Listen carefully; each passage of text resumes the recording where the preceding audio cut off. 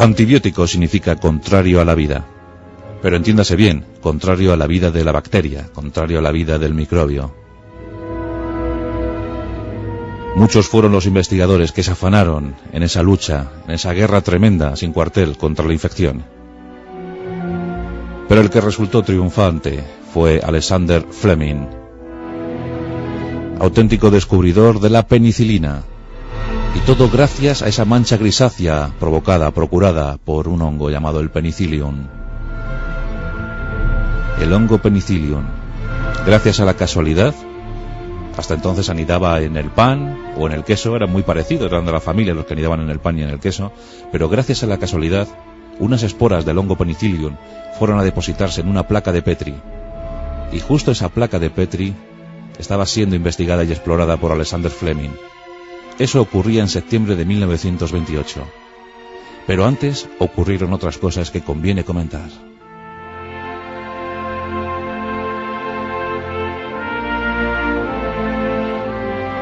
La historia de la ciencia es la historia de la casualidad.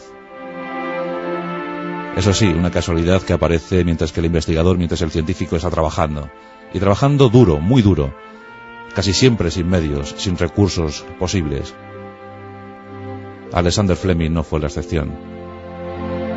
Alexander Fleming tiene una historia apasionada y apasionante. Una de esas vidas que nos reconcilian con la humanidad. Un trabajo entregado a esa humanidad. Porque debéis saber que la penicilina no se registró bajo ninguna patente. Alexander Fleming, que se pudo haber forrado con el descubrimiento de la penicilina, no quiso que fuera de uso exclusivo de unos pocos. Quiso que la penicilina se extendiera por todo el mundo. Y gracias a eso, millones de vidas se pudieron salvar, empezando por la propia Segunda Guerra Mundial. Hasta entonces, los soldados morían víctimas de la septicemia, morían víctimas de la infección procurada por esas heridas de bala. Desde la penicilina, sus esperanzas fueron mayores. Alexander Fleming, nacido en Lons Hill, una aldea escocesa, una aldea dedicada a la agricultura, una aldea donde sus gentes tenían poco horizonte que ver, tan solo su trabajo en el campo, su trabajo por la subsistencia. Y en el seno de una familia humilde y agrícola nace Alexander Fleming. Fue el 6 de agosto de 1881. En principio, sus padres no habían diseñado para él otra vida sino la de agricultor, dedicado al campo, a las tareas agrícolas, al cuidado de la granja. Allí esperaban ver a su hijo crecer. Allí esperaban ver a su hijo madurar, vivir, sin más, sin pedirle otra cosa a la vida. Pero Alexander Fleming estaba destinado a otras aventuras. Pronto mostró inquietud por la cultura, por la medicina, por todo lo que supusiera el saber, el conocimiento. Y aquí vamos a contar una historia que no deja de ser curiosa y además pues muy enriquecedora. Vamos a hablar de la conexión entre la familia Fleming y la familia Churchill. Esto bien pudiera ser una leyenda, porque, repito, no está confirmada la historia, pero la vamos a contar porque llama mucho la atención. Dice esa narración que finalizando el siglo XIX llegaron unos grandes señores de Inglaterra a pasar una temporada en Escocia. Y muy cerca de Lons Hill se establecieron para pasar un verano. Estamos hablando de un gran noble llamado Domford Churchill. Tenía un hijo llamado Winston. Winston salió al campo a pasear y tuvo la mala suerte de caer en una ciénaga, en una zona de arenas movedizas, una zona pantanosa. Y allí desesperado pedía ayuda. Su fin se acercaba, era lento y progresivo. El joven lo estaba pasando realmente mal. Y aquí cuenta la historia que el padre de Alexander se encontraba trabajando en el campo cuando escuchó los gritos del joven. Rápidamente se acercó al pantano, se metió en él hasta que la zona le cubrió la cintura y extrajo al joven de la ciénaga, salvándole la vida, claro. El hecho, pues en principio no iba a tener mayor importancia, sino la de haber salvado la vida de un joven británico que por allí andaba pasando sus vacaciones. Pero Winston contó todo a su padre. Y al poco, un carruaje suntuoso se plantó ante la granja de la familia Fleming. Lord Dunford bajó del carruaje, se dirigió al padre de Alexander y le dijo: «Usted ha salvado la vida de mi hijo. ¿Cómo se lo puedo pagar? ¿Cómo se lo puedo premiar?». En ese momento el señor Fleming dijo: «Usted no me tiene que pagar nada. Fue mi deber. Lo hice con mucho gusto. No tiene que darme nada a cambio». Lord Dunford, agradecido ante todo, dijo: «Quiero que ese niño que estoy viendo en el umbral de la puerta tenga la misma educación, reciba la misma instrucción que mi pequeño Winston». El señor Fleming en ese momento pues no dio mayor importancia y lo dejó estar. Pero al cabo de los años, la familia Fleming recibió una dote económica. Y esa dote económica permitió que Alexander pudiera ir a la universidad a estudiar medicina, que era su deseo. Qué curioso, pero años más tarde, Winston Churchill, ya como primer ministro del Reino Unido, contrajo una neumonía. Y en ese momento dicen que la penicilina, descubierta por Alexander Fleming, salvó de nuevo la vida de Winston Churchill. Por tanto, el padre salvó a Winston cuando era joven, y el hijo lo volvió a salvar años más tarde. Dicen que el que siembra recoge. Es una historia no confirmada, pero que circuló con mucha intensidad por el Reino Unido. Es la conexión entre la familia Fleming y la familia Churchill, dos familias muy notables de aquel Reino Unido. Bien, pues tengamos en cuenta que la familia Fleming ya tiene dinero para dar estudios a su chavalín. Hasta que llegó ese dinero, Alexander había trabajado en el campo y también había trabajado como oficinista, había trabajado en una oficina. Pero con ese dinero, con ese recurso económico, que bien pudiera ser de Lord Dunford Churchill o de una herencia recibida de algún familiar, Alexander marcha a la universidad y se va a Londres. Y allí, en el año 1906, cuando tenía 25 años, se doctora. Ya es doctor en medicina y se especializa en bacteriología. Su gran pasión, su gran amor fue la docencia, enseñar todo lo que se sabía sobre bacteriología, que no era mucho, por cierto. Hasta mediados del siglo XIX no se hablaba de infección, no se sabía muy bien qué era la infección, cómo combatir la infección. Fijaos que la palabra malaria viene de mal aire, pensando que la malaria era provocada por el aire pútrido de los pantanos. También se decía que cuando alguien tenía una infección era seguramente por algún mal de ojo, por alguna hechicería, alguna brujería. No se sabía muy bien cómo contrarrestar. Había algunos remedios naturales, pero eran insuficientes, claramente insuficientes. En la Edad Media sí que los médicos, los doctores de entonces habían detectado que poner una mascarilla para los tratamientos de la peste era útil. También recomendaban quemar los cuerpos de los dañados por ese mal. El sentir popular hizo incluso generar medicinas propias para cada lugar. En la Sarquía malagueña, por ejemplo, se hablaba del pan de embarazada, el mendrugo de embarazada. Se colocaba un pan en una habitación oscura, se dejaba que enmoheciera, y cuando el moho lo había cubierto completamente, se le suministraba a la parturienta para que de esa manera evitara las fiebres posparto. Ya de alguna manera se estaba entrando en contacto con el mundo de los hongos. A finales del 19, ya muy decididos todos por los estudios del doctor Pasteur, a finales del 19 se rozó de alguna manera, el doctor Clemens rozó de alguna manera el hallazgo, el descubrimiento de la penicilina. En 1896 publicaba un trabajo basado en su tesis sobre la guerra entre los hongos y las bacterias. Se rozó el descubrimiento, pero nadie se percató de ello. De hecho, ni siquiera Fleming tuvo conocimiento de este estudio. Pero en el año 1906, como os decía, con 25 años ya es doctor en medicina. Y ya le podemos ver en sus primeros centros de investigación. Como para todos los jóvenes europeos, llegó la tragedia. En 1914 estalló la Primera Guerra Mundial. Y aquí tenemos al doctor Fleming yendo al frente, marchando al frente. Va a haber visiones horribles, va a tener momentos de mucha contrariedad. Y llegó el momento decisivo para su vida. Estamos en 1916, en los campos de batalla franceses.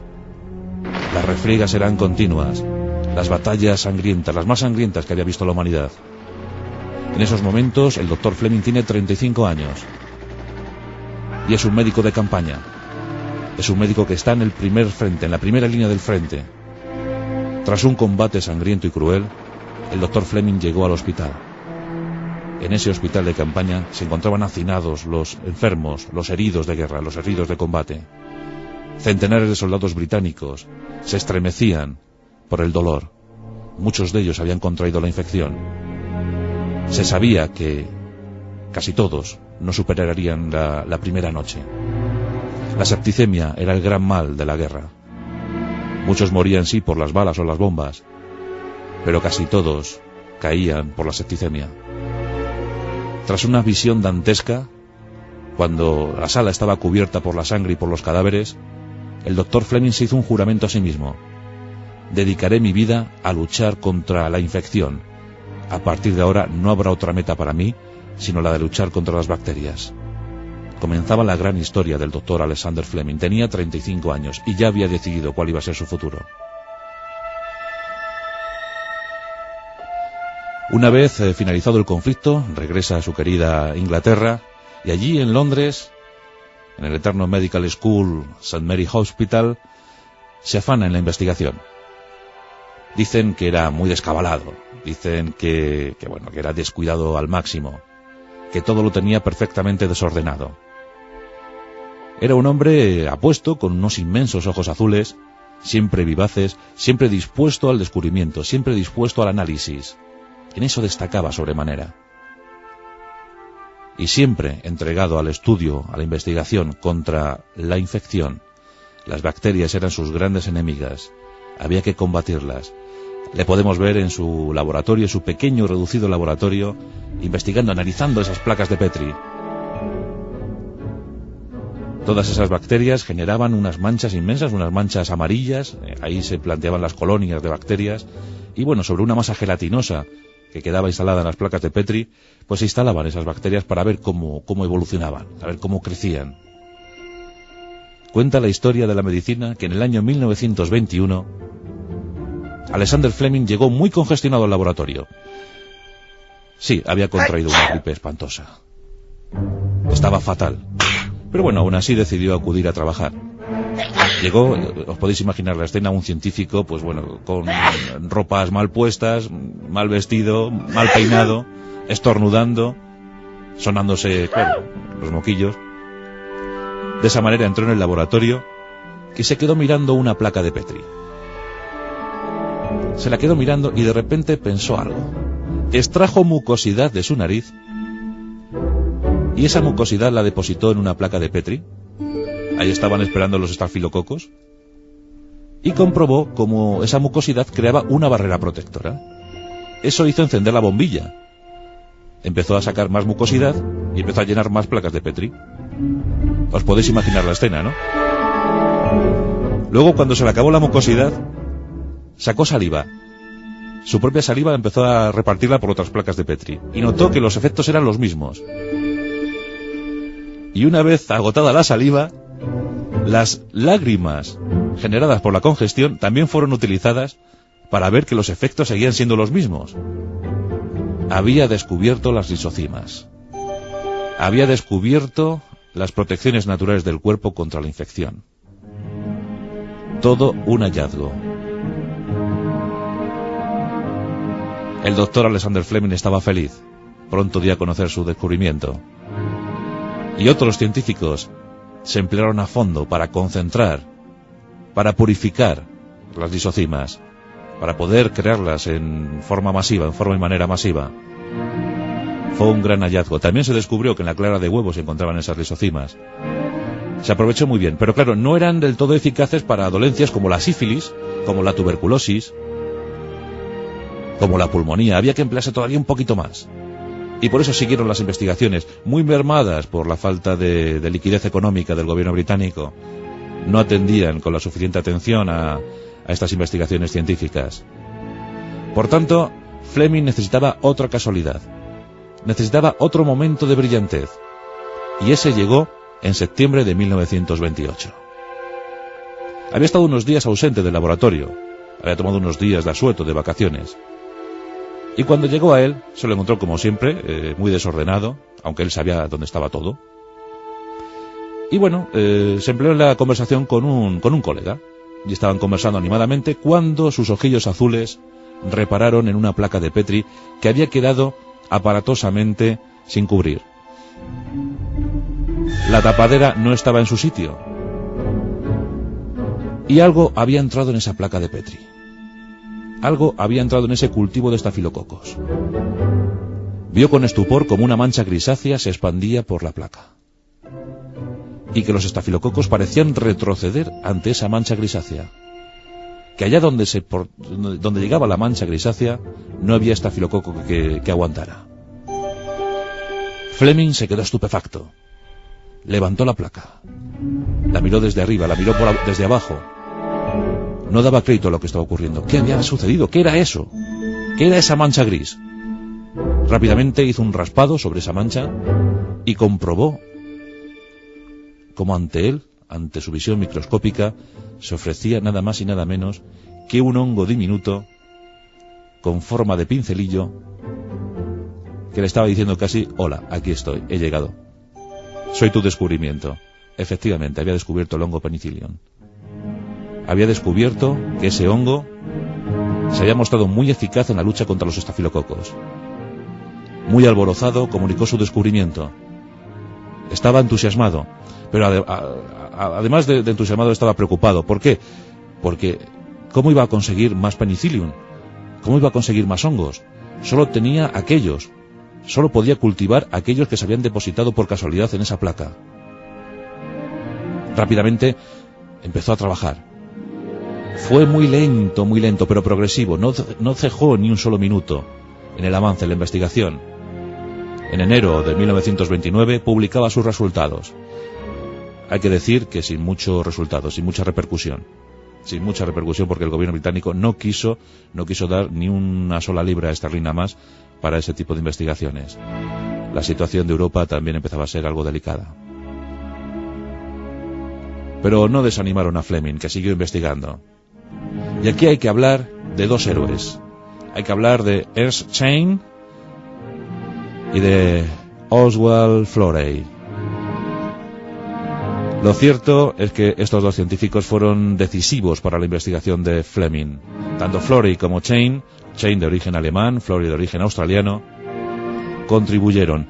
Además, los aparatos que ellos disponían en su Universidad de Oxford fueron fundamentales para la concentración y la purificación del Penicillium. Fleming había descubierto, pero no tenía los suficientes recursos. En cambio, Florey y Chain sí que estaban dispuestos a ayudar. Creían, confiaban en los descubrimientos de Fleming. Aquella alianza de los tres genios fue muy fructífera. Pero algo terrible había ocurrido. La Guerra Mundial. Habían pasado ya 11 años desde el descubrimiento de la penicilina. La Guerra Mundial estalló con toda virulencia en los territorios europeos. Los científicos británicos miraban temerosos cómo el poder alemán avanzaba inexorablemente. La penicilina estaba a punto de aparecer, la experimentación estaba a punto de realizarse, pero en 1940 Inglaterra estaba más sola que nunca. Por tanto, muchos científicos de la comunidad intentaron emigrar hacia los Estados Unidos, donde, bajo su abrigo, intentarían resolver esos problemas que tanto les acuciaban. Aquí tenemos otra de las historias hermosas en la vida de Alexander Fleming. Antes de partir, antes de tomar el barco que le condujera a Estados Unidos, solo tenía esas muestras de penicillium, las originales. Había trabajado con las originales desde el año 1928.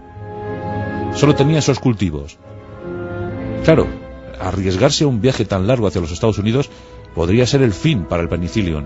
¿Y cómo conseguir nuevas muestras? Bueno, pues aquí tenemos al arriesgado Fleming cogiendo sus muestras de hongo penicillium, sus muestras de penicilina, e impregnando todo su equipaje, todo su vestuario de esos hongos. Y con eso se lanzó a la aventura. Imaginad la situación: toda la ropa, la maleta, los trajes, todo impregnado de penicillium. Y así hizo el viaje a los Estados Unidos. Comprobó con alegría cuando llegó a los Estados Unidos que los penicillium seguían más vivos que nunca. Estaban en perfecto estado y la investigación pudo seguir. En 1941, Chain, Florey y Fleming ya tenían todo a punto. Comenzaron la experimentación con animales. Ahí entró la penicilina con resultados asombrosos. A finales de año ya en seres humanos, con idénticos resultados. Y en poco tiempo la penicilina se utilizó de forma masiva en todos los frentes de combate, en todas las partes del mundo. Fue un hecho prodigioso. La infección comenzó a retroceder. Millones de vidas se pudieron salvar. En 1944, Alexander Fleming era nombrado Sir del Reino Unido. En 1945, los tres investigadores, porque los tres lo merecían a partes iguales, Florey, Chain y Fleming, recibían el Premio Nobel de Fisiología y Medicina. Todo un orgullo para la humanidad. Os preguntaréis que cómo fue la utilización de la penicilina en España. Pues también muy curiosa. La primera vez que se utilizó penicilina en España fue en el año 1944, el 10 de marzo. El 10 de marzo de ese año se utilizó una dosis de penicilina con un ingeniero de minas, que sufría una infección fortísima. Se le aplicó una dosis de penicilina cuando tenía 39 grados de temperatura. Al día siguiente ya solo tenía 37, se le aplicó la segunda y mejoró notablemente. También se utilizó en una niña. Fue en Madrid y en La Coruña donde se utilizó por primera vez la penicilina en nuestro país. Ocurre que los primeros años de la penicilina pues fueron unos años costosísimos para su reparto, para su distribución, y en España la penicilina no llegaba. Los extraperlistas se pusieron las botas vendiendo penicilina. En los años 40, una dosis de penicilina llegó a alcanzar las 30 pesetas, y eso era una fortuna para los años 40, 30 pesetas. La gente tenía que hipotecar casi su vida para conseguir dosis de penicilina, vender propiedades. Corre una leyenda, dice que en un famoso bar de cócteles en Madrid, el Bar Chicote, se podía conseguir penicilina de extraperlo, de contrabando, y que eran muchos pilotos de aviación los que traían esa penicilina. Fue tremendo en la década de los 40 conseguir penicilina en nuestro país. Ya por fin en el año 52 se pudo producir penicilina en nuestro país. Ya bajó el dinero, bajó el precio de la dosis, de 30 pesetas bajó a 18, es curioso, y 2 años más tarde ya costaba 13 pesetas. La penicilina trajo un gran avance para la humanidad. El siglo XX, el siglo de las vacunas, el siglo de los analgésicos, el siglo de la quimioterapia, el siglo de la penicilina. Desde el año 45 se dedicó a la docencia. Fue rector en la Universidad de Edimburgo. Fue doctor honoris causa en muchísimas universidades. Roma, Princeton, Harvard, Lieja, París. Por supuesto en Madrid también. En Madrid fue nombrado doctor honoris causa. Fue inscrito como miembro de la Academia de Medicina de Barcelona. Viajó a España. Le podemos ver en una foto donde aparece con su cabello desmelenado, descuidado, sus vestidos no precisamente a la moda, y sus inmensos ojos azules. El doctor Alexander Fleming. Y además un héroe, porque no consintió en patentar su descubrimiento. Lo donó a la humanidad. ¿Os acordáis de Patarroyo, verdad? Con su descubrimiento sobre la vacuna de la malaria. Es que de vez en cuando la historia nos cede a uno de estos héroes. Hace que nos sintamos bien cuando descubrimos que han dedicado su vida por entero a los demás. Desgraciadamente, cuando tenía 73 años, a punto de cumplir 74, el 10 de marzo de 1955, fallecía Alexander Fleming. Todo un símbolo para la investigación científica. Todo un héroe de nuestro tiempo. Hoy nuestros pasajes de la historia, dedicados a él y a esa penicilina asombrosa. Los toreros, hasta los toreros españoles le quisieron rendir homenaje, levantando un monumento frente a la puerta principal de la Plaza de Toros de las Ventas. Aquellas cornadas dejaban muchas infecciones y la penicilina las palió de alguna manera. Hoy en día el uso de los antibióticos incluso llega a estar cuestionado. En los años 70 hubo una gran reunión de científicos porque alarmados habían comprobado que el ser humano o las bacterias que habitaban en el ser humano se habían hecho fuertes frente a los antibióticos. El uso excesivo, pues la verdad es que dulcificó el efecto del antibiótico. Pero gracias a esa penicilina inicial, luego llegaron nuevas series, incluso llegó la penicilina sintética, la artificial, más efectiva. Se ha podido combatir a enfermedades como la tuberculosis, como la sífilis, como la pulmonía. En fin, que hay que estar muy agradecidos a estos hombres que dieron su vida por entero para que nosotros pudiéramos estar algo mejor, para que nuestra calidad de vida fuera algo mejor.